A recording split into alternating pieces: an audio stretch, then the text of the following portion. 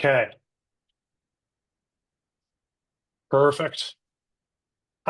Maybe I'll just say a few things. I'm glad to be able to join this one. I've been really excited about this community of practice. And so just another opportunity for us to pull some people together. I think the thing that about this particular session that I just want to kind of note is one is this topic did emerge out of comments that a few people made around this was a thing that was frustrating, difficult, important to many of you. And so we really took that to heart and tried to build a session around the question of interoperability. We, on the mapping side, like Christina and I and others, we have really wrestled with how do you measure interoperability? This is a shockingly hard problem to kind of corner and figure out. And so when we were doing the map, we knew interoperability was core to what made DPI effective, but then we were like, how do we ascertain that? How do we measure that? And we wrestled with it as best as we could. And so I think we're quite excited about this session ourselves, just because we see ourselves as on a journey of kind of learning and figuring this out too. And so been really lucky to have a group of speakers who we've tried to arrange from not just kind of like our research, but like both research, but also like really in the weeds in the practice and thinking about this like as doers. Because I always feel like it's important for us to always be connected to the work that's actually happening and to have people who are doing the work present to kind of validate the work that we're doing so that our research doesn't kind of veer off into becoming so hypothetical as to become not useful to those who are on the ground. So with those are some kind of guiding principles and some of the background on this, let me just pause there and hand things to Christina for a little bit. Yes, and my job is to mostly manage logistics today and let you guys do most of the jockeying. But let me start with just giving you an overview of how the session is going to go. We've invited some experts this time, and this is one of the first time we're trying this. What we've done is we've tried to give them a sort of provocation question to basically position what is it that we're interested in discussing in the room. But each of them, and there's 4 of them joining us today, is going to be given about 7 minutes to react directly or indirectly to the question. They can use slides, they can simply speak to us for 7 minutes. And we do that first with all of the experts. And then we open it out into a larger Q&A, but in no way should we be treating this as a one-way panel discussion of a session. This is meant to be a learning community.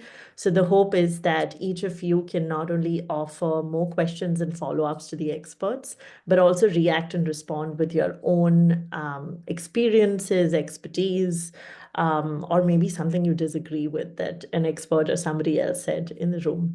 Again, it's a learning community, so don't worry about how common or uncommon your question is. It's very likely that someone else has a very similar question. And more than anything else, it helps us drill down into the fundamentals of what we're trying to study to move towards a measurement discussion more effectively.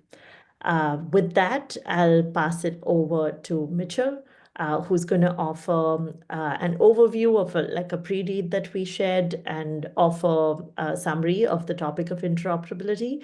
And then we can move on to the expert sessions. Great. Thank you, Christina and David.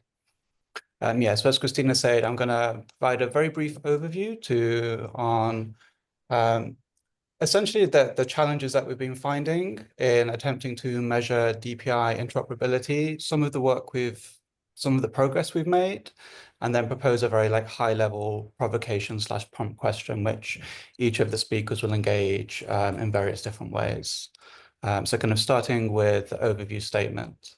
A critical feature of interoperable digital public infrastructure lies in its capacity to enable service delivery across diverse national jurisdictions, technical implementations, and regulatory frameworks. This multidimensional characteristic allows citizens to access consistent services, regardless of their location, enables businesses to operate seamlessly across markets, and permits governments to coordinate effectively between borders. Despite its importance as a key feature of DPI ecosystems, interoperability remains difficult to measure. The IPP's DPI matching project has revealed that only 1/3 of the 210 countries surveyed had payment system interoperability policies that incentivized cross-domain real-time transactions.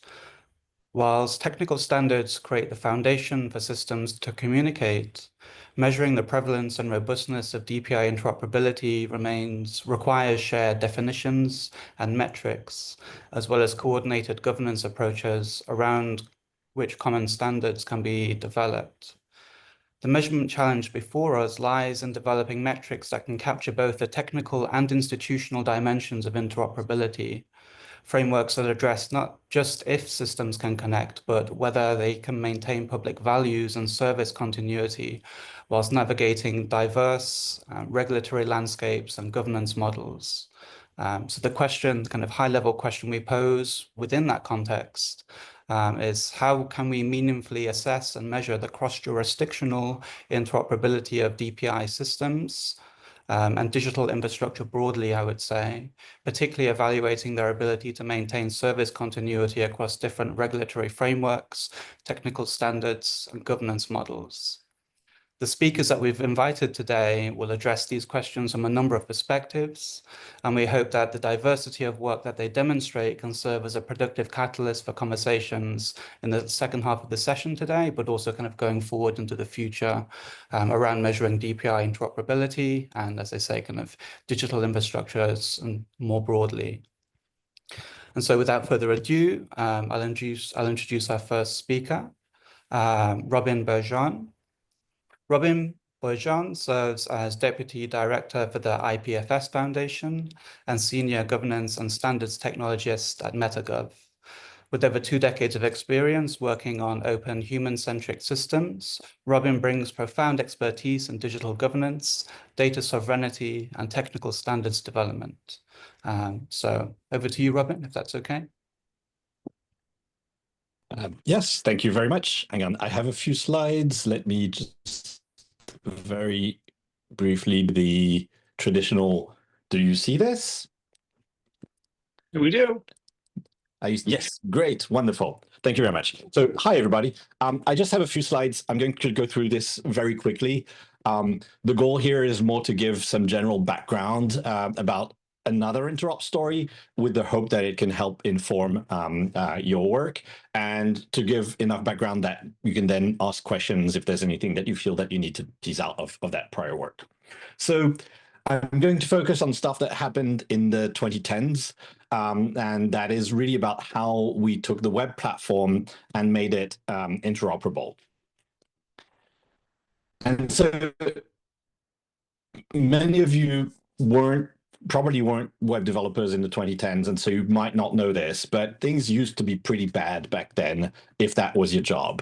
The web is a pretty complex beast, to say the least. 5 billion users. You can't just like press a button and have everyone update their browser at the same time. Lots of different implementations, some from large corporations, some from open source projects.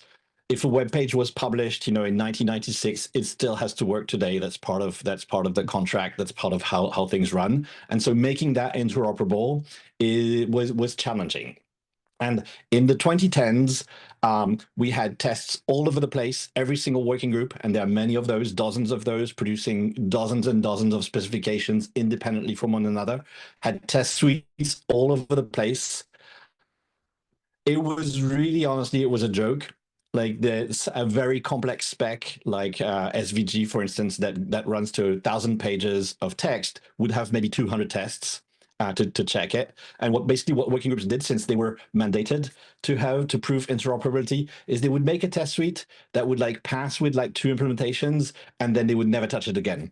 And so basically that test suite would be like very much a complete checkbox exercise. And even that, when we wrote specifications back then, we wrote them to convince one another as human beings of how we thought the technology should work, and not with a mind towards like proper interoperability and testing.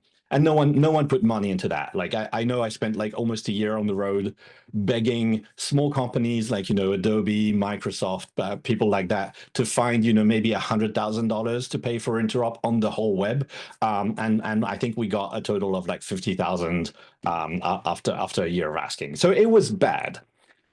And a few of us got together and we developed this thesis that, well, not only did it need to be fixed, but it needed to be fixed in a specific way. First, and this is the thing that, in my experience, most people get wrong about interop, is that if you're doing it after the specifications have been done, you're doing it too late. You have to do it like really from day one. The specifications themselves have to be written. The technology has to be designed in a way that it can be tested so that you can actually have interop afterwards. This isn't to say that you can't go back and fix it, but like you really have to do the work from day one. You have to have automated tests. If it's a manual process that someone has to slog through, it's never going to happen. You really need something that's fully automated, that is like a computer going through everything as fast as possible and checking that it works. And you have to run tests as regularly as possible. If you do it once, if you have like interop day, 2025, and you bring people and there's like 80% of the folks are missing, and then you do it and you make a bit of progress, then you go have beer and then you don't meet again before 2028, it's not going to work either. It has to be extremely easy to add tests because you want volume. And more importantly, you want stakeholders to be able to have impact through a test. If I'm someone who's using a system that's not interoperable and I'm suffering from it, it should be easy for me to create a test that exercises this interop problem and to put it in a shared repository so that it causes people's dashboards to go red and fix the problem. And you have to be proactively transparent about the test results, because a lot of the time these vendors want to show off that they're the best or that they're doing the work. And no one likes to have like a whole column of red next to the name of their product. So it really helps to do it that way. And I included a few links there. I can share the presentation later. There's a full written up history of that project because it was a pretty big project. This is arguably the most boring slide you've ever seen in your entire life. It's about a 2010 document called A Method for Writing Testable Conformance Requirements, which is the drab title for a specification that you can get. But I highly recommend that people consult or look towards that 2010 specification, because that defined the way in which specifications became written for the web in such a way that they would lead to interoperable implementations and testable implementations. I'm not going to go through the details about how that works, but basically an interop statement has to have a product, what is supposed to be interoperable. You have to have a deontic strictness level, must, should, etc. Conditions in which it happens, what the expected behavior is, and defined terms. And all of this is like relatively simple, but and extremely boring, but like very, very important to get right. That was the first step that we built back then, and since then, pretty much every single new specification has followed that. And over time, we built this out to something called the Web Platform Test, which you can go check out. I mean, it's not super interesting if you're not into testing the web platform, but again, this is like essential infrastructure. It's supposed to be unglamorous, I'm tempted to say. And using those principles and building in steps, we managed to have a system that now has 2 million tests. So that's, really significant for something like this platform. Every single browser engine runs it, and runs it every time they make a single change. So you make your browser developer, you make a tiny change, you push it out, it will immediately tell you if you've broken more tests or improved interop, etc. It's shared, it's not a single organization thing. It's shared across 5 different standards organizations that together define web technology. And so it's something that can serve as also ground truth in discussion between different organizations that focus on very different areas. The results are constantly published. They are used to feed developer tools and all kinds of things downstream of that. And they're used in interesting ways. So for instance, browser vendors meet every year and they decide for the priorities in terms of what interop to improve on that year. And then they agree on a list of things that have bad interop and that they're all going to improve. And they treat that as a race. So they have like Web Interop 2025, where they publish results continuously about the improvements that they've had on those specific priorities. And like whoever, fixes most bugs or like improves interop the most within the year wins that year. And of course, no one cares. It's not covered by the newspapers. It's not a major sporting event, but this really helps drive convergence. And yeah, that's basically just like a high-level introduction to the system. Hope it was useful in setting the context. Absolutely happy to answer any questions or see how this can connect with anything else. Thank you, Rowan. That was really great. Yeah, it brings to me like forward to my mind the notion or like the necessity of interoperability as a living and like developing practice, rather than just, as you say, like a one-time only solution. We have interop day and then we're done. So yeah, I think there'll be lots of stuff for there we can come back to in the Q&A. For the sake of time though, now I'll introduce our second speaker, which will be Siobhan Green. Formerly of USAID, and now as part of the digital consultancy project Phoenix Digital. Siobhan Green is a data governance and digital transformation specialist with over 30 years of experience designing and implementing inclusive, ethical, and scalable digital systems across international development, public health, and the humanitarian sectors. So Siobhan, whenever you're ready. Thank you. Hold on, Siobhan, I'm going to let you finish. But I just wanted to let everybody know, Siobhan was amazing in the early stages of this project in being one of the members who was helping us formulate what the definitions for the indicators and the attributes of DPI should be. And she got on a lot of phone calls and spent a lot of time and offered a lot of really critical and effective feedback. And so I just want everybody to know that she has just been so instrumental in making some of this stuff happen. And so I just want to give her a big like Zoom hug here and just let you all know about her contributions to this. So I said, I'm going to let you finish, but I wanted to cut you off before you got in, just so people knew how much love we have for everybody. A lot of love on this call, but just wanted to single you out for those contributions. Well, thank you very much. I really appreciate that. I mean, this has been, I love data. I love using technology to make data more accessible. And interoperability, of course, is a key element of that. However, I want to also just point out that interoperability for interoperability's sake is really not, there's no point to it, right? We need to really think about what the purpose of interoperability is, because interoperability costs. And interoperability also opens up new risks for privacy and for security. So whenever we're talking about interoperability, we need to balance that against the costs of interoperability, especially including the risks to it. So oftentimes when people ask me about what is interoperability, and I think I talked about this with David and team in the early days, is there's different types of interoperability. What do we mean by interoperability? So just as an example, the web platform, that is technical interoperability, right? The same software can take the same sort of data feed and understand it the same way. Or we can move data between different systems, have a data exchange, right? There's a physical movement of the bits that are going around on the internet. That is what we mean by technical interoperability. However, we also have syntactic interoperability, which also is kind of overlaps with the technical. But if anyone's ever tried to merge different GIS data files together, you suddenly realize, oh, this one's in a proprietary, this is open, but this is using a slightly different standard. Now I have to like figure out how to make them work together. And sometimes it's not possible to do that in an automated way. It's becoming more and more easy to do it in an automated way. But to move from like a screenshot to, an image is different format to a data set, right? You really have to think about, now I have to do another round of translation, maybe using OCR or something else to translate everything into a format that we all can understand. However, we also have semantic interoperability, and this is oftentimes where the biggest lift is. So do we mean the same thing when we talk about gender-based violence.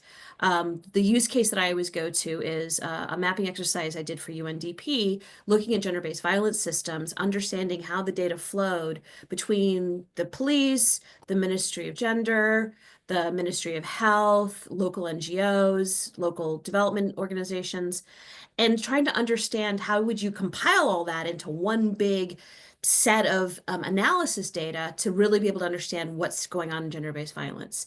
And what we found across the board was that there were actually so many different definitions and classifications of gender-based violence that it actually made it pretty impossible without a human to go through and fine-tooth comb. And in some cases, you could never combine the data because it wasn't captured with enough information.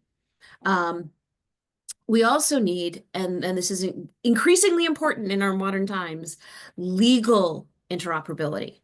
Am I allowed to use the data in the same way, right? So when we collect data, for example, for healthcare, for gender-based violence, for crime, and so forth, we have limitations on how, well, we should have limitations on how that data should be reused, right? We don't want our health data combined with, say, our tax data and, say, our home ownership data in ways that could potentially put us at risk.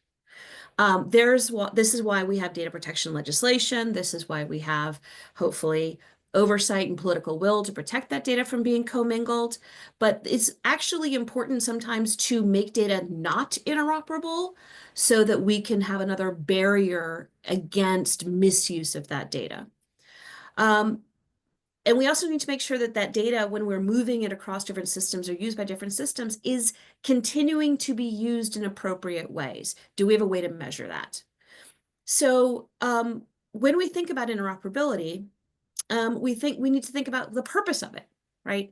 The purpose is oftentimes things like, I want to understand what's happening in my country across all these different areas. So gender-based violence is a great one. You need to be interoperable in that space because you need to be able to talk to all the different parts of your government and the private sector and civil society. So you desperately need interoperability to really understand what's happening in your country. You also need to be able to, we oftentimes want interoperability so we can have new uses for the data. This is a very common use case for DPI. I want to be able to, use my data for commercial purposes, right? Reuse government-funded data. I want to be able to make it easier for people to access and not necessarily have to collect the data themselves. It is a security technique, right, to minimize it. So again, thinking of I don't have to have a whole chain of custody around someone's identity. If I can pull in a feed from a DPI data identities tool, I can just have that data is there, and then I can layer on top of that other things, right? So it allows me to reduce my risk of storing highly sensitive data because I can pull in data from another set that then is sort of maybe kept there and they have the cost and the risk.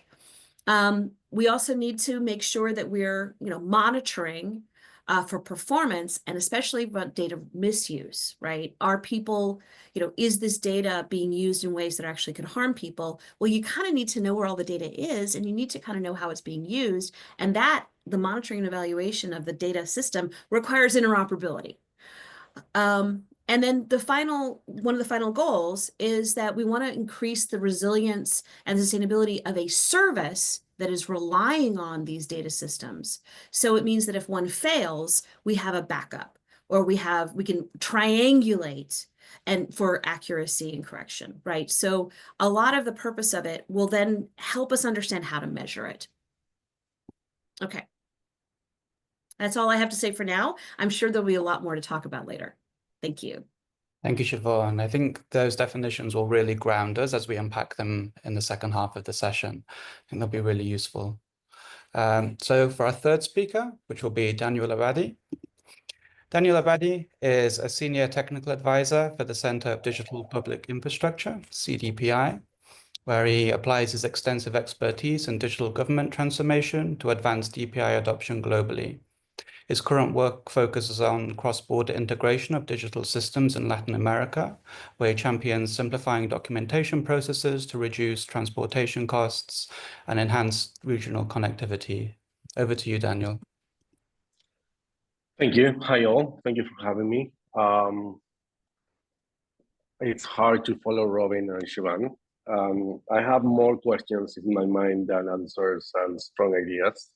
So I have a deck, super simple, basically to have some provocations.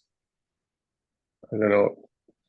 Can you see my slides somehow? Yes, not yet. Okay, I'm gonna do it. Compatibility failure at the moment. Yeah, I know.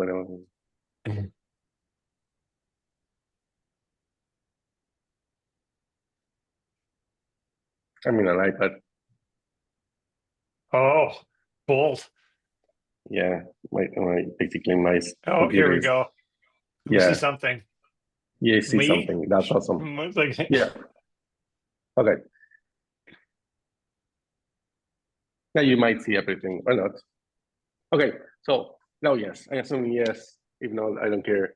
So I've been thinking a lot about every day I think less about technology and more about how everything connects and where we are and how this DPI works. And I think we are spending a lot of time talking about technology, but needs to be bigger in the concept. So this is what we're trying to beat. It's a printing paper. Just that. Like if I travel from, I'm based in Argentina. And if I need a second, opinion on a medical appointment, basically I print everything and I travel and I bring my papers from my, health records to a new hospital, like in the US for a second, opinion on that. In the best case, it's a pen drive, and for the really old people, it's a DVD. So that's what we're trying to beat. So it's portable, it's verifiable by people that just see it and they say, this is awesome, this is super verified, it's been accepted everywhere in the world, it's cheap, and everyone trusts on that. So if DPI cannot beat that, all that 5 points, it's not interoperable. And that's like how low is the bar in the world right now, at least developing countries, right? Like, for example, we base a lot of certificates of origin for a global trade organization in paper, which is every container in the world has a certificate of origin. That's a paper-based. That has been like since Marco Polo. That so. And if we think about governments, and David and I, we've been discussing for a while right now, governments for me, it's like registries, rules, and politics. Like it's data, as Giovanni was talking about. Then you have a set of policies that allow you to do things or not to do things. And then you got politics. And technology is basically just a delivery layer. And that's the idea about, for me, interoperability. It's like, it's not about technology, it's about how you can act on registries and rules through context. And everything is about a context.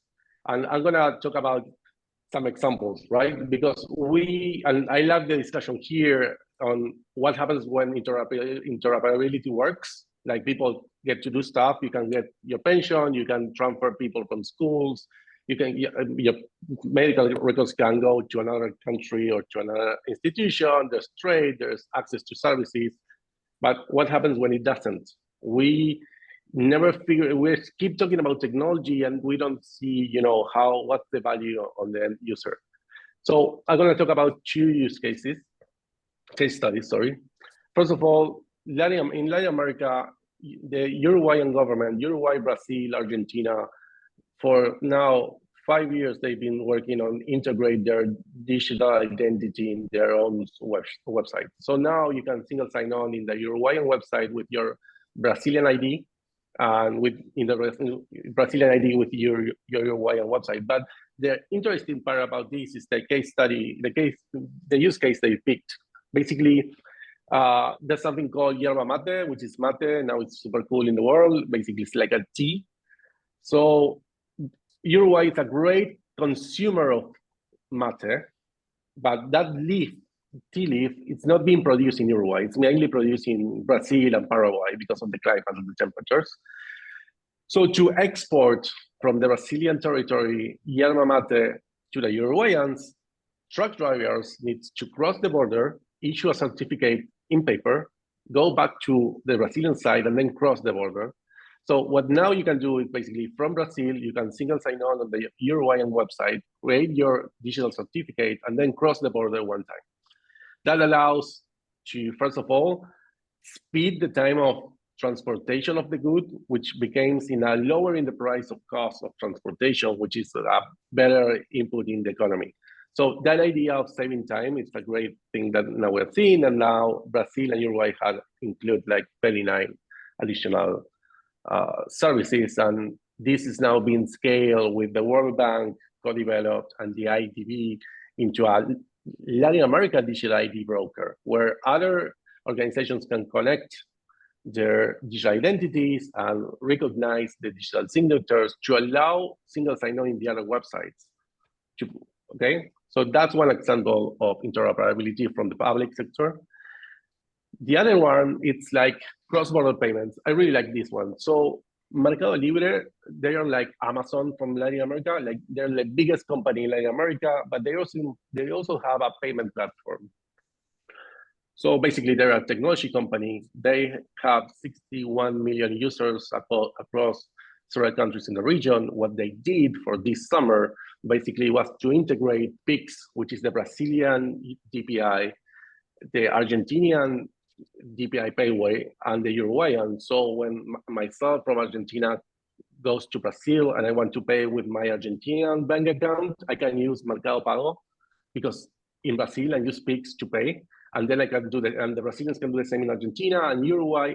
And that happens just because two things. First of all, the free countries has open standards on their payments interfaces, and then the private owns a broker in the free countries so they can manage the interoperability. So I don't need to use, exchange money, or I can pay with PIX in any country without getting a PIX account, just using my Argentina's account in Mercado Pago. So those cross-border created from the private using a rail, it's super interesting, and they deployed the service like in one click to 61 million users. Like that's ridiculous in scale. And so to end this discussion about how we measure these things, it's about, I want to measure this like in what's the real value of interoperability. It's like about service continuity, it's about reducing time, it's about portability, it's about cross-border, cross-sector.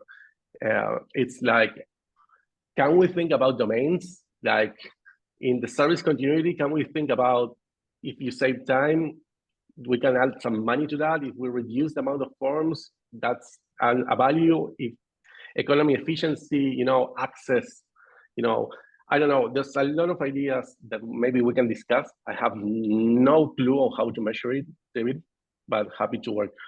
So that's on me. Thank you. Thank you, Daniel. I really love that. I love the provocation around paper as the standard we've got to work towards. I think it's both a really high and a really low bar, or it seems like a low bar, but it's a really high bar, actually. And more importantly, perhaps it recenters the discussions we're having around people, around users, which I think, as Siobhan said in the comments, is essential. And as you have said also.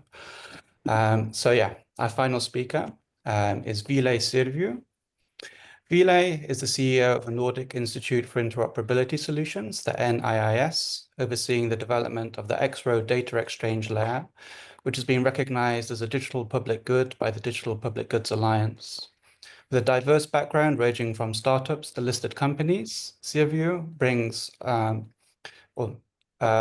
wealth of experience in digital transformation. So yeah, finally, over to you, Ville. Thank you, and thanks for inviting me to share some thoughts regarding our flagship product X-Road and what we have been doing at the Nordic Institute for Interoperability Solutions recently. I'm actually sharing you the same presentation I will be giving next week in the Gaia X TechX Summit in Valencia. So if anyone happens to be there, sorry for repeating that time, but yes, I try to share my screen. Can you see my screen now? Good. Yes, we can. So the topic I have been working quite a lot recently is how we make X-Road future-proof and interoperable. What we have been doing, we have been co-developing or jointly developing open source software for the governments of Estonia, Finland, and Iceland since 2017. And in our development, what we have had to research a lot is what the future will bring us, and that's always difficult, as you know. We have been taking into account different scenarios and different models of interoperability and what could we do to help our member countries in addressing some of the interoperability challenges. And that's why we have ended up working on two products. So the first is X-Road. It's the most known of our products. It's deployed worldwide, and it's aimed for making a data sharing ecosystem for its participants. What I always want to emphasize with X-Road is that it's about data sharing in a collaborative ecosystem, which is very different from the basic interoperability of exchanging data. And that's usually a challenge I'm recognizing when we are trying to set some KPIs for interoperability projects or measure interoperability of specific countries. It depends on the goal, if it's about data sharing or data exchange as such. And quite often I have been in discussions when there's been a huge confusion over those two. But a bit more about X-Road in the next slides. Our other product is Harmony e-Delivery Access. Actually, right now there is ongoing Harmony e-Delivery Access community event, first of its kind. Harmony e-Delivery Access is aimed for joining the European Union's e-delivery policy domains, and that's another tool we need for our members to ensure interoperability of their digital service provision. And yeah, we think it like a Swiss knife. So we provide different blades and different tools for working on interoperability, but unfortunately, what is needed is changing constantly. So we need to follow the market and find the right ways. Just a little bit about why I'm talking about data spaces today. We started working on data spaces in 2020, following the ongoing initiatives and finding out what data spaces mean for future interoperability. In 21, we joined the Gaia-X European Association for Data and Cloud, and we are still a member there. I have been a member of the Gaia-X board of directors since 23, and quite much involved in the discussions about Gaia-X and its future. We have also been in plenty of other things like Eclipse Foundation's working groups, and also a member of IDSA today. First, understanding X-Road, I'm not going very deep into it. Free and open source data exchange solution, digital public infrastructure, and digital public good, that's how we call it. And the aim of X-Road is avoiding point-to-point integrations and building a collaborative data sharing ecosystem which can have hundreds or thousands of participants who access other services. As a producer or consumer of services, they can be a participant with one access point component. That's the main business case of X-Road. So we aim to avoid point-to-point integrations and utilize one access point for joining the data sharing ecosystem. X-Road also has a management model. It has an operator for the ecosystem, and the participants understand how the procedures of the ecosystem go. Like if you want to onboard the ecosystem or if there's anything you need, well, it provides a model for that. And this should be the outcome. So we have an ecosystem working over the public internet, having a list of members, organizations, service catalog, reporting, monitoring, all services needed for facilitating data sharing. X-Road also enables trust federation of two ecosystems, as this is a feature we have had since 2014 when X-Road 6 was launched. But now, if we think about the challenge, what I'm talking about, X-Road story started in the end of the 1990s. In 2000, there was the first pilot project, 2001, 2002, 2004, so new versions continuously. Until 2013, when Estonia and Finland started joint development, and in 2014, real improved X-Road version was released, and that was X-Road 6, which included the support for federating data ecosystems. We continued developing X-Road in 2017, so you can understand that there's a long legacy and long history behind, and that's adding some complexity into how we are developing X-Road today. The current version is X-Road 7 Unicorn, and we are working on the next X-Road 8. To give you an understanding of the impact, it's now 25 countries, some having multiple ecosystems. 162 countries are with our community, and we have over 4,000, almost 5,000 members in the community. And the number of end users is over 540 million people. This illustrates some of the ecosystems. So in XDay in Estonia, it's 2,680 services and total of 1,372 institutions in users who are representing private sector only. And finally, over 200 or 272 public sector institutions. So you can see that the sizes of the Estonian, Finnish, and Icelandic X-Road ecosystems are different, but still quite huge if you think about the number of business processes which the authorities are running. So how we can make X-Road future-proof? We have been working on X-Road 8 spaceship, which aims to become a data space solution, maintaining X-Road's current benefits, but adding on top what is needed from a data space infrastructure. And what it means practically, we are leaving our custom protocol stack and moving on to utilize standard data space protocols from IDSA. And this is a topic which is very interesting because if you look into the DPIs around the world and if you look into GovTech solutions around the world, quite many actually are not following exactly specific standards. And that was also the case with X-Road. So this is what we are doing now, coming out with the new version, having proof of concepts and a beta this year, and finally, first production version next year. And then this is when it becomes interesting. So the migration period will be over 3 years, we assume, for getting all the users on board, having the next version being in use. And if we think about why we are doing all of this and things to consider, first of all, we want it to be future-proof. We want to follow international standards. We want to avoid building legacy. We want to get rid of custom development and maintaining our own protocol stack. And we want to enable all user organizations of X-Road to be able to utilize their access point component also with other data ecosystems and to be able to federate X-Road to X-Road and also X-Road to other ecosystems. Finally, just a few conclusions. When we are making such a transformation in a DPI, we have to think about how much we put effort on the data space side and how much on other technical upgrades. And quite often we need to compromise. Iterative or all-at-once implementation, we all the time have to also balance between these and understand what is the best way forward. Building or reusing, our aim is to use increasingly existing open source components and not build our own. So we want to avoid rebuilding the wheel also in our own doings, as we expect from those who are looking into X-Road. Backward compatibility is a challenge.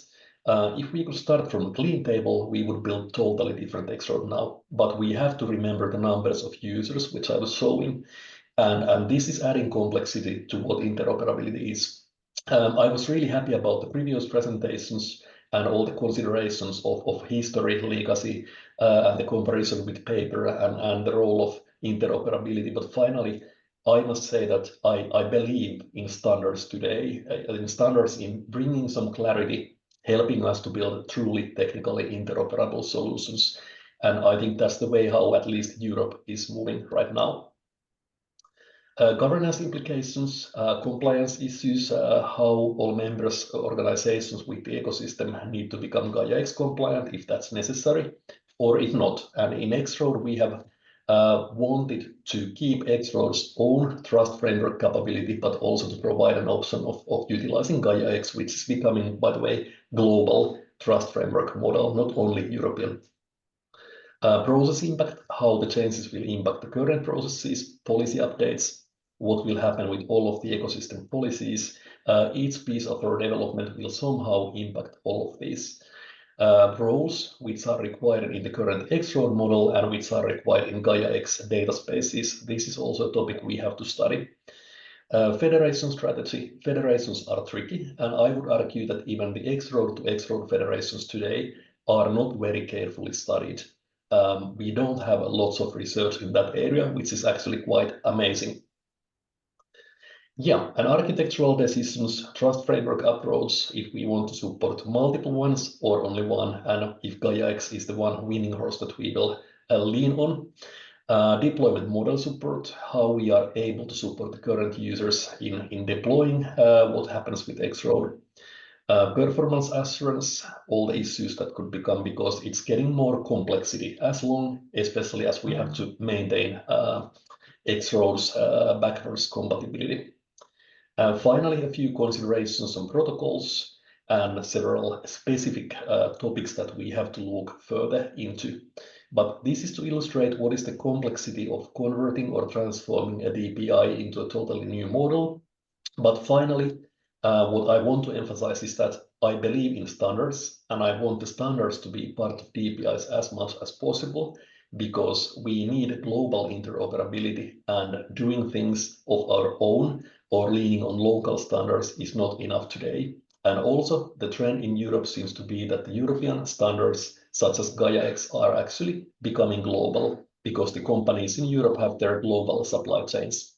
So this is to give a view of what kind of challenges I'm having in my table currently, and hopefully the new version will come out soon. Sorry for exceeding my time a little bit, but that's it. Thank you.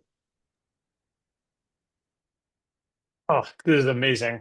I won't lie. Someone was just WhatsApping me like, this is such a good lineup. And I want to be like all humble and be like, yeah, you know, and I'm like, and I really just want to write back and be like, I know. And I just want to say again, I mean, we have on the call right now, like, so Robin helped establish the standard from HTML5, which is a standard that's used by, I don't know, 4 or 5 billion people a day. Siobhan is like someone who is actually someone who's been a developer, a technologist, but understands development and is thinking about broader policy issues and is like 3 brains in one. Daniel Labate ran digital for the government of Buenos Aires and then for the government of Argentina, helped launch, I think, maybe the world's first digital driver's license that you could use on your phone. And Ville runs a DPG that has a combined user base of over 500 million people, which I think easily makes it the largest DPG in the world that's not used in India, because India just distorts everything. This is like not fair. It's like 1 billion people. So just the level of expertise and the things that these people are wrestling with is very, very real. And I'm also just grateful that like people like Siobhan can really straddle the research and the practice space. But whereas like I love like Dan, like you're like so focused on practice, but then you just bring us to these like really distilled questions that we need to be asking ourselves that if we're not addressing, we're really not having the right conversation. So I just want to say thank you. I'm sorry to be so excited, but I really am. I just love all these people. The only person I have not really met before was Robin, who I've just been reading for a long time and big fan of. And so I've just really enjoyed having Robin be able to come and join us. I would love to open the floor up to questions. Maybe like one of the things that, you know, I'll admit too, like there's an amazing sports team. Christina was like back channeling me. So this is as much Christina as anybody else. What is like, I think it's really easy to get. David, sorry, one housekeeping thing. Folks must have noticed we're 8 minutes away from the hour. Oh, yeah, sorry. Say that the way the session is planned is we realize everyone's time is precious. We wanted to make the most of the first 60 minutes so you get some of the Q&A, but whoever can stay back, David, Mitchell, and I, as well as some of the speakers, will be there till past, so for the 90 minutes. If you can stay back, that's incredible. If not, the notes will reach you. Back to you, David. Thank you. Maybe I'd love to, again, please feel free to drop any questions in. But one question I think I'd have is like, it's so easy to confuse standards with interoperability. I think people kind of like, oh, the only way you measure interoperability is you just have standards. And then like that all magically. So I would love for like, you know, anybody who wants to chime in to either say, yes, that's true, or like blow that up and like really kind of, you make us all disillusioned with that. And why are just looking at standards not a sufficient approach for dealing with the interoperability question? Okay, cool, right on. Why don't we go Robin then Siobhan? Yeah, I think that's exactly backwards. Like you don't have a standard if you don't have interop. And that's it. The thing that, you might have, it might be a crappy piece of paper that you and two friends wrote in a corner, but if you all implemented it, interoperability, and it works, then you have a standard. It might be something that's been rubber stamped by 20 standards organizations with tons of prestigious names on them, etc. If you don't have interop, it's just a piece of paper, right? And so really, I think that's the opposite way of thinking about it. It's like, I think people should be thinking about like interop first, and standards is like a procedural institutional method of maybe getting there, but like it's really a side consideration. Love it. Okay, Siobhan. Well, I think that I completely agree with the point, and also think, why do you have the standard, right? So we don't want to do interoperability for interoperability's sake. We want interoperability so that we have better things, and standards are one tool to get there.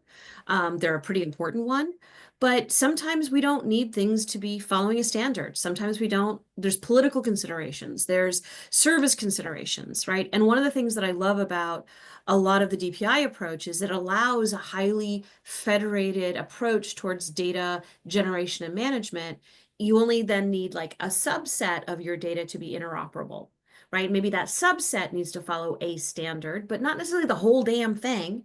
And the final point I want to make is, if you've ever been involved in a standards discussion, you know that that's when the knives come out, right? And when I worked with USAID, the control over standards, who actually sets the standard, is highly political.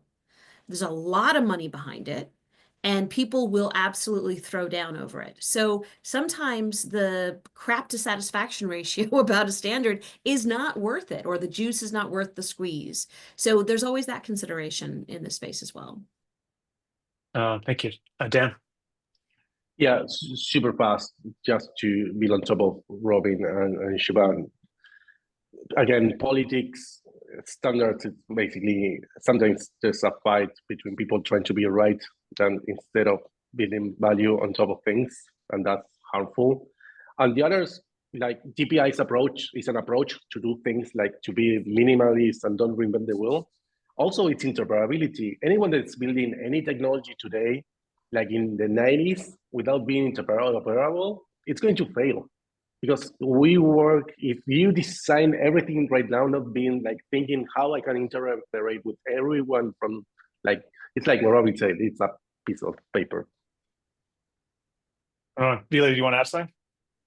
Yeah, just to add that how I'm looking into the standards question today is that, well, some 10 years back, like I remember how Robin was presenting about how things looked like in 2010, and I think it's always fascinating to look a little bit back and how things have evolved. When X-Road was at the process of just getting some kind of standard type of things included, well, that time's thinking of standards was that, okay, let's define exactly how the data exchange has to happen. What is the technical pattern, how we exchange data? But if I look into data space standards today, it's the idea of giving flexibility. So you agree on a common protocol, and under that you actually have more flexibility of utilizing any kind of things on the data plane. So it's not setting you exact standards like, okay, you have to use SOAP XML with specific headers like it used to be in X-Road. So, I mean, there are multiple kinds of standards, but agreeing on the standards is really essential, because now we are not talking about system to system interoperability, but we are looking into the future with federations of data ecosystems. And that's adding complexity. If we want to federate data ecosystems, we cannot do it without common standards. And that's adding one more challenge to the DPI discussion as well. We are exporting DPIs from Europe and GovTech from Europe, which is not actually following the global standards. And why are we doing it? Because we know that we need standards in the future. And that's a topic I have been a bit worried about. And that's why we are working on it with X-Road as well. I love how a lot of these answers kind of building on each other. And a lot of it looped back to, I think, Dan's point, which is like, standards only matter in those terms as they're facilitating the creation of value. So interoperability only matters insofar as they're facilitating the creation of value. And I think there is a real danger for us with the map and for other projects to kind of fetishize the kind of the interoperability nature, and which can actually lead to all sorts of compliance with being interoperable that doesn't actually end up creating any value. And that would actually do a disservice to both the research, but it would actually really do active harm to users and the people implementing these systems. So like, I was cognizant of that before, but I'm feeling that responsibility even more as a result of this panel. I would just want to, we're gonna come up on the hour, and so we may lose some people.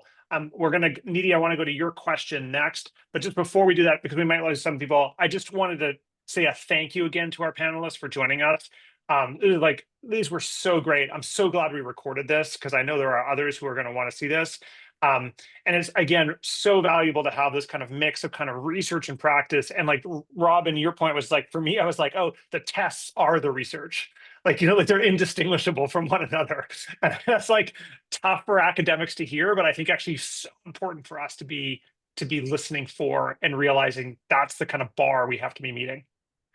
With that said, Nidhi, can we maybe go to your question? I'm happy to read it, but if you want to turn off your mic and ask it in the kind of in a condensed way, please feel free.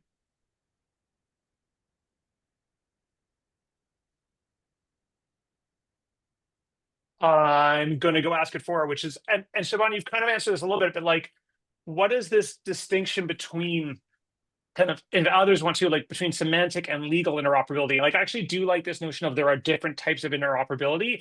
What is worth measuring and what has value? Like, are they all important to measure, given Robin's point about and Dan's point about like we just really got to be focused on what's creating value? Or is there a priority or a hierarchy to them? Or like, how would you be thinking about this? So what I did when I've done this type of research and analysis in the past, and I've worked with PEPFAR data, I've worked with GBV data, I mean, it doesn't matter what kind of data, it all comes down to what is the goal of the data system, right? What are the services it needs to deliver? What's the goal of the interoperability? And then you kind of peel back and figure out where those barriers are, right? So it could be, in the case of, again, I'm going back to this use case of Malawi because it really is so perfect. One of the barriers for interoperability of data, and this was like not even, this wasn't even like technical interoperability, like computers were not talking to each other. We weren't even looking at that. We were just looking, is the data flowing between the different people? Because if you're going to do a technical system, you need to mirror it on existing data exchanges. And what we found was that the police commission didn't feel that they had the legal right to share data, criminal information with the Ministry of Gender. That's an example of a lack of legal interoperability. There was also an issue where there was a policy by the Ministry of Health that in order to report gender-based violence, you had to make a report to the police. When the police, and a lot of times people didn't want to make a report to the police because that would cause much bigger issues. Again, there was an impedance to even capturing the data because of a legal issue. So we look at sort of these different forms of interoperability, not so much of we want to measure this because it's good or not, but rather we're having an issue with interoperability. Where are the challenges that we can then pull out? The final point I want to make is when I was doing another assessment around interoperability, like data flows and so forth, there were two TB systems that were not talking to each other. And when I first said, well, why are these two not talking to each other? They're like, oh, because of technical reasons. And I was like, no, that's not true. Like, I know enough about the technology to know what you're telling me is easily solved. And then they came back and they said, okay, well, it's actually because this other reason. And I was like, again, that's a technical reason. That's not really a problem. And then they finally said, okay, the real reason why we can't make these two systems talk to each other is no one's paying us to do it. I was like, thank you. Now I have a real reason. You know, Shivana, you're making me think of like, sometimes people talk about like they use this metaphor for governance, which is like, people may have heard this where it's like, it's a whole bunch of like Swiss cheese, like layered on top of each other. And like any given layer has holes in it. But if you layer enough of them on top of each other, like bad actors can't go do the thing because like, you know, the Swiss cheese now has a wall. I almost feel like the inverse of that is like, we're trying to create like, we want a hole to go all the way through. And what we have is a Swiss cheese where the holes are located in different things. And so what you're kind of saying is like, what I love with this is like, it's almost like we want to create like what are like the five, there's like a legal layer, there's a financial layer, and you're like, what is the interoperability at each of these layers? And do the holes overlap on all of them so that you can actually get through, or it's just one of those layers is blocking it, your interoperability not work. And people often focus on like the computers and the technical, but actually these other layers matter a whole lot as well. So I love this metaphor and the way you're making me think. Christina, I see you've got your hand up. Yeah, this is a mini discussion that happened in chat where when Siobhan brought up legal interoperability, I was thinking of how consent artifacts and consent managers became part of the mapping discussion. There was a link to say, should we be mapping whether or not a DPI ecosystem has a consent artifact? So question for you, Siobhan, is do you think it addresses some challenges around legal interoperability? Robin already said no, it makes it worse. Keen to hear why and how so. And two, I can park this for us to take up later, but as I was reflecting on how we measure interoperability through each of the presentations, I especially liked, Dan, your slide on metrics that you came up with. A few people have already written to me saying they want that slide and they want to discuss it, so we'll go back to it. But a question that lies, especially for the map and the kind of process that we took to figure out what we could measure and how we could measure it, is I think we're looking for like process-based evidences of interoperability even before service continuation happens. So what are sort of stage 1 or stage 2 before stage 5 successes that digital departments and governments can look to accomplish before they achieve service level interoperability that almost lays out a sort of roadmap to interoperability for them. Things like data and metadata standards have become important process level policies for us to look out for at the maps end, but maybe there's more, and I'm interested in spending some time discussing that. I've got a comment on that before, I guess, Rashi, really quickly. One of the things that I find, I've done a lot of evaluations and assessments, and what I actually find a lot of positive examples of interoperability that are not necessarily from intentionality around interoperability. And a lot of it is because oftentimes there are reporting requirements, and so people need to know that the widget is the widget. Like a best example I have of that is PEPFAR data. HIV data, PEPFAR data is some of the most interoperable data you have across the world. And it's because PEPFAR demands a certain level of data integrity and quality in order to get your money, right? PEPFAR is no longer really fully funded. And I think that's going to have a very detrimental impact, but a lot of the infrastructure is there because, again, I ran a software company, and I'm pretty sure the software folks can understand. Most of the time I come to someone saying like, hey, do you have a standard of, a structure of data that I need to follow? Because that's easier. It's faster, cheaper, easier for me to use somebody else's indicator definitions or classification definitions or data model. So I don't have to create it myself. So making it easy for people to do the right thing is oftentimes how you get interoperability by default. Going back to the consent question, this is where I think we actually have a major challenge because consent, if you're looking at the GDPR definition of consent, if you use consent as a justification for pulling your for using data, you can always pull your consent, which means that in all of your different data systems that contain that data, you may need to remove it.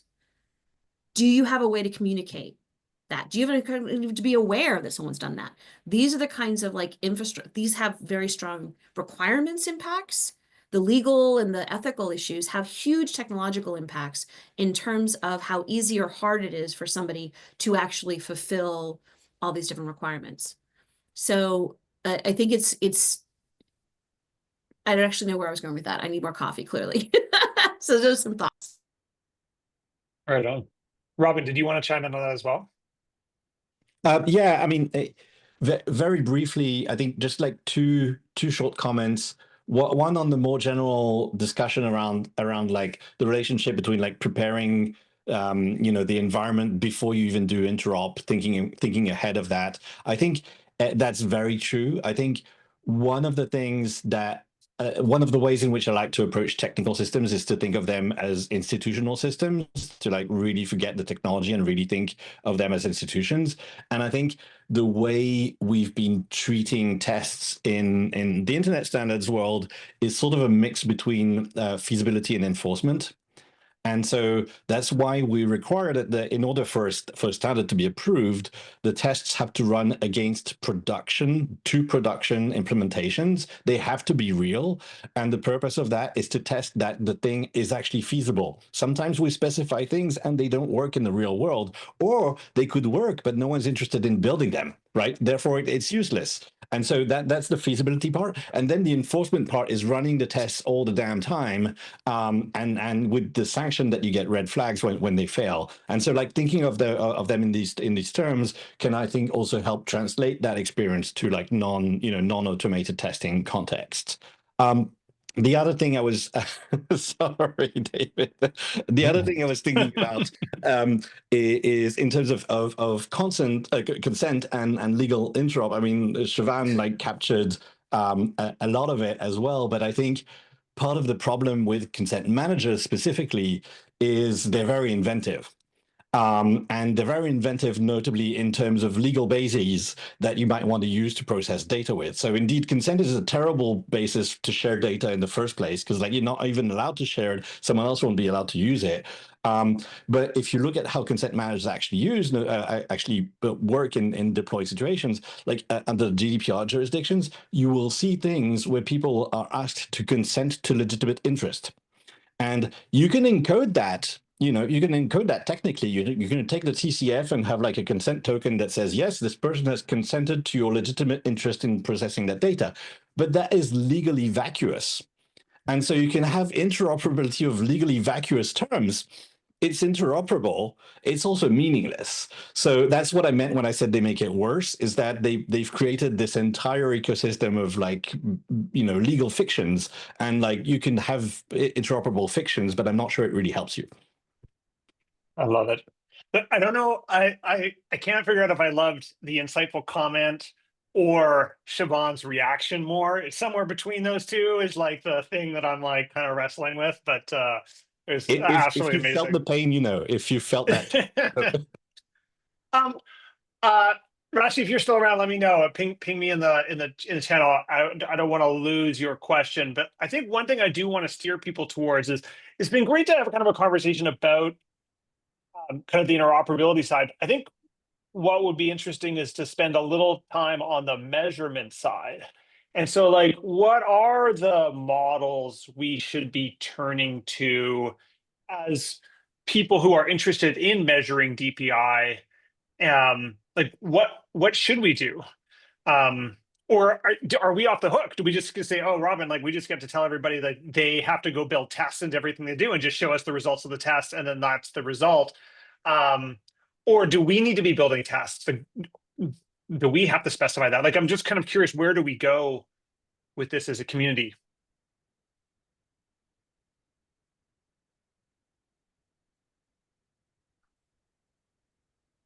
So I can talk a little bit about some of the stuff I've done in the past, because again, like a lot of what I did in terms of evaluations was measuring a data system, right? And these data systems almost always were not owned by one entity, right? So a system might be, the health data might be captured in a health facility, but it's being supported by an NGO that's funded from, say, a European donor.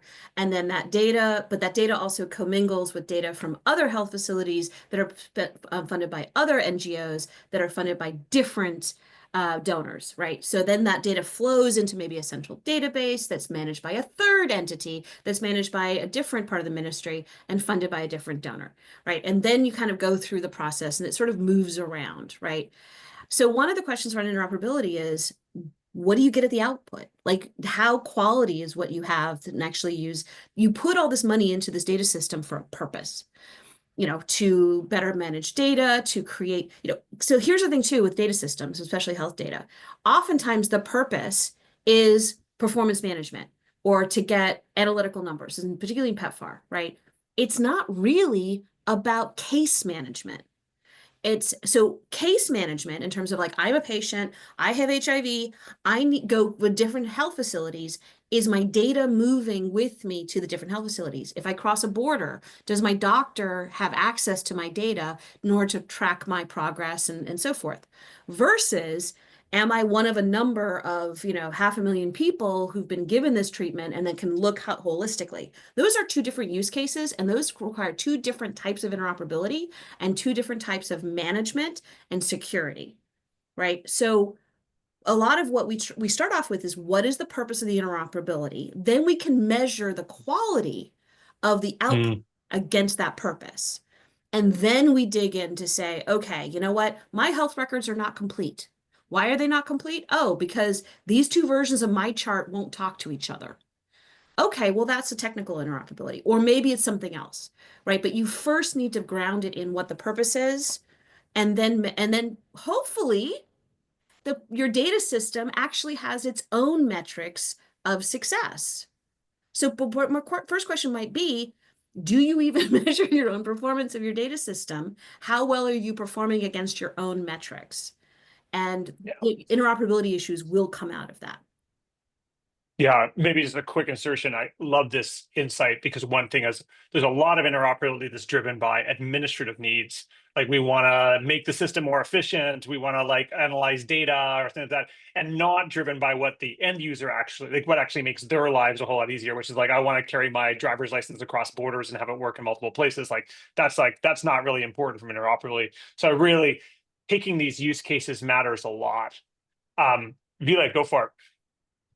Yeah, there's one topic I was thinking when listening to this, and I mean, we talk about interoperability and technical interoperability, looking into very details of data exchange or integrations or any kind of processes from the technical side. But I think one aspect we don't talk so much usually is about how the overall enterprise architecture and the architectural concept is actually impacting the interoperability of systems. So typically, if there is a architecture when the data exchange layer has been separated from the business processes or service provision or however you want to call it, it's built upon modularity, which is giving us much more opportunities. We are not leaning on monolith systems and systems which are business process specific.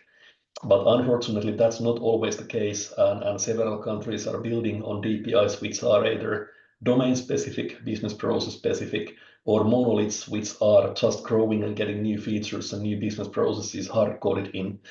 Secondly, we have DPIs which have hard-coded country-specific elements.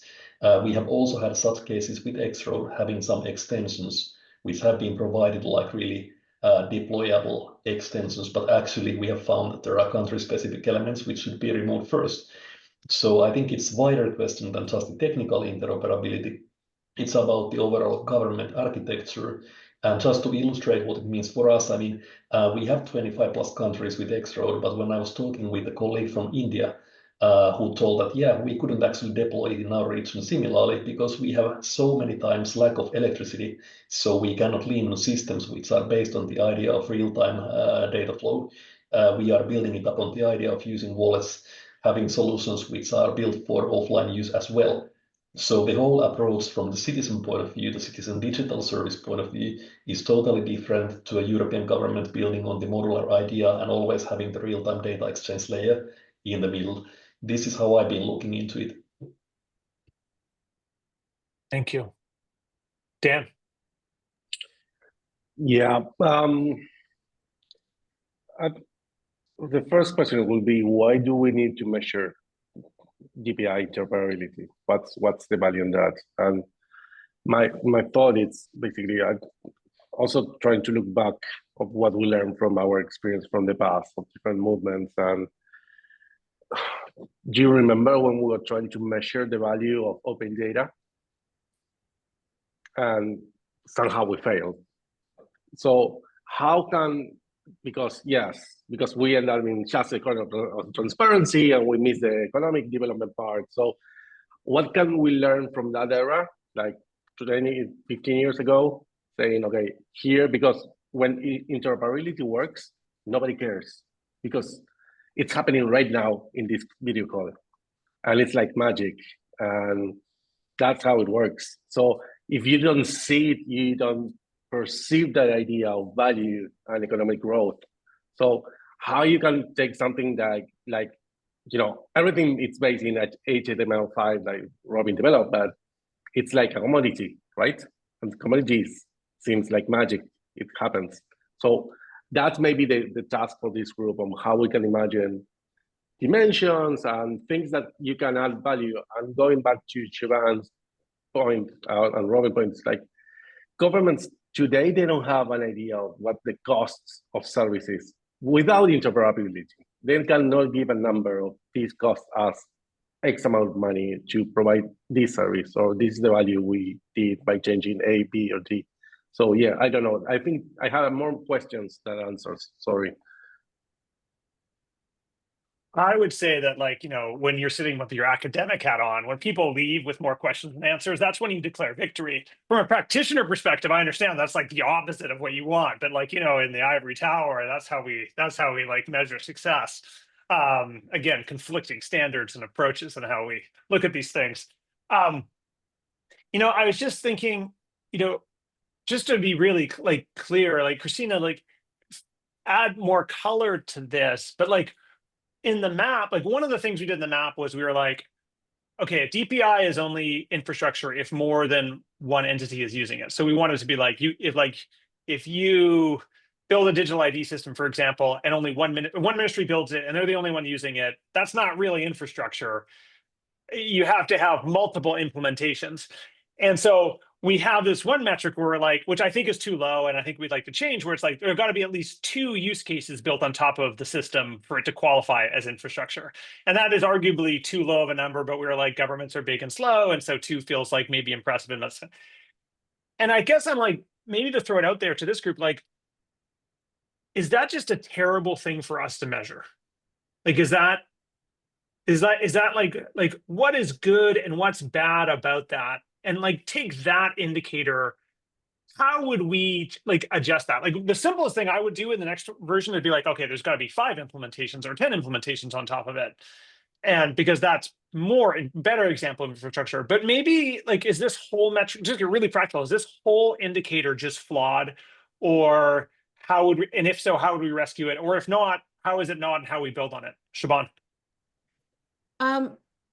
I don't think it's flawed. I think the idea of looking across different use cases, really, it's, again, goes back to what's the point of the interoperability? Is it in order to, say, have one central investment that then allows multiple systems to benefit from that investment in many ways, right? By lowering their costs, by increasing security, division of labor, et cetera. Like, what is the purpose of it? And then you can go in and say, okay, is it actually achieving it? I do agree that we have too many siloed systems. We have too many bespoke systems. And one of the benefits of DPI is that it is helping break through those silos.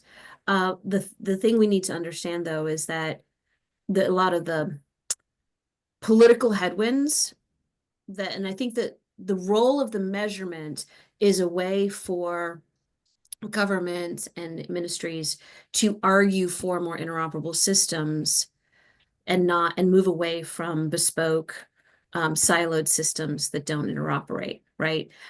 Because they need something to justify the extra cost. It is more expensive. It takes longer, especially in the very beginning. Down the road, it'll save time, but it will not save time in the beginning. So there has to be a justification for it.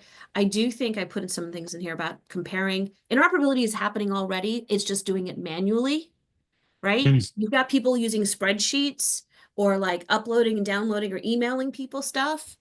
That's the counterfactual to measure against, right? And then you get into an ROI question of, hey, we invested in this data exchange. Look at how much money that Estonia has saved, plus the productivity enhancements. You can do an economic analysis of this to sort of show that ROI. And then understanding, obviously, it's not just about the technology, but all the processes and the governance structures and so forth. So I do think it's incredibly valuable. I do think if you added on more of an economic argument, it would also incentivize people to understand the value of investing in an infrastructure approach. Dan. Yep, super fast. First, the biggest interoperability network for sharing data after X-Road or bigger than X-Road is WhatsApp. Everyone is sharing PDFs and decks through WhatsApp. Said that, I think, David, on your point of good or bad, there's perceptions. I think that you collecting use cases on the map that's the way to do it. You start mapping things. The map is not even a year old. So I think there's not enough info yet or data yet to have a vision about good, bad. I think that mapping this, which is an insane amount of time doing that, mate, congrats, could give us a view of where we are. Yeah, like it. There's a few links that are getting dropped in as well. People should drop more links in if you so inclined.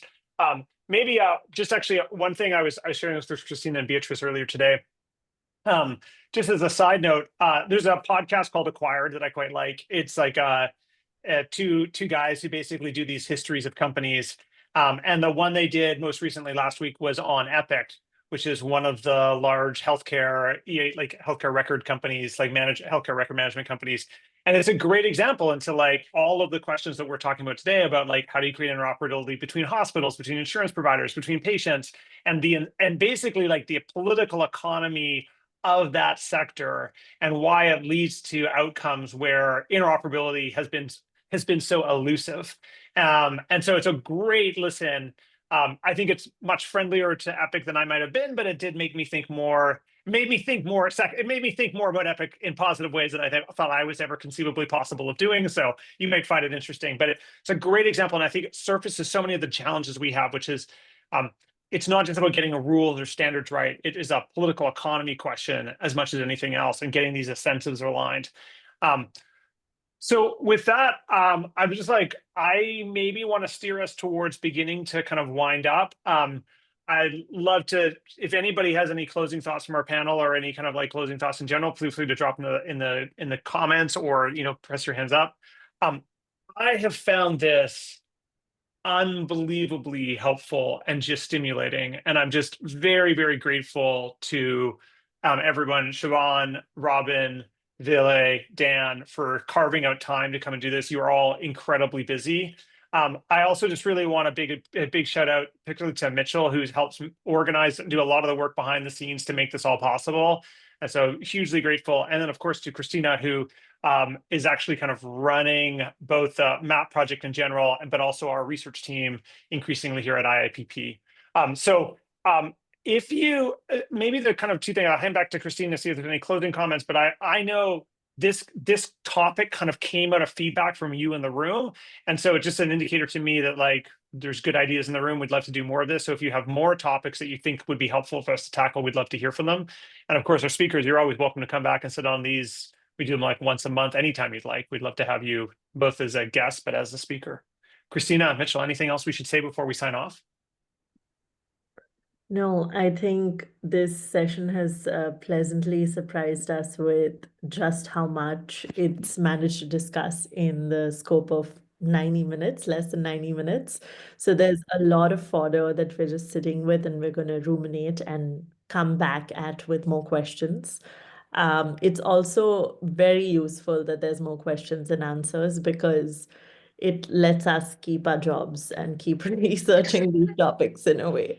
So it's been very exciting. Thanks from me too to Mitchell. I think he steered the ship so well and brought all of the speakers on board and made your experience hopefully seamless with the session. A plug from me is just, if you don't know that this session is part of a larger initiative called the Community of Practice, you should go check out the Community of Practice. We have a website, sign up to the newsletter, get news about follow-up sessions. But also if there's questions that are open-ended for you and you think it deserves a follow-on session, you should submit that to our form, where we try to crowdsource topics that we discuss in sessions to come. And that's all. Mitchell, any last words? Yeah, just I think Christina and I planned this session as a bit of an experiment, as a bit of provocation to ourselves as designers for the COP.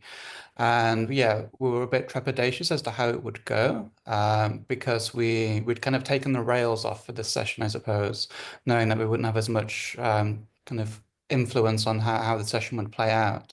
But it's gone so well, I think, yeah, and it's exceeded my expectations. It's going to be really wonderful for me writing up the retrospective blog for this. I think I've learned a lot on this session. I think I'll learn even more kind of ruminating in it and then writing that up. And it'll be really nice to get that out to everybody probably by the end of the week. So that'll be really wonderful. Perfect. Thank you so much, everyone. We will be in touch. We'll send around a retrospective of this, but really grateful for everyone's time. Thank you very much. Sounds Take good. care. Thank you, Rowan. Thanks, everyone. Thank you. Have a Thank nice you. day. Bye.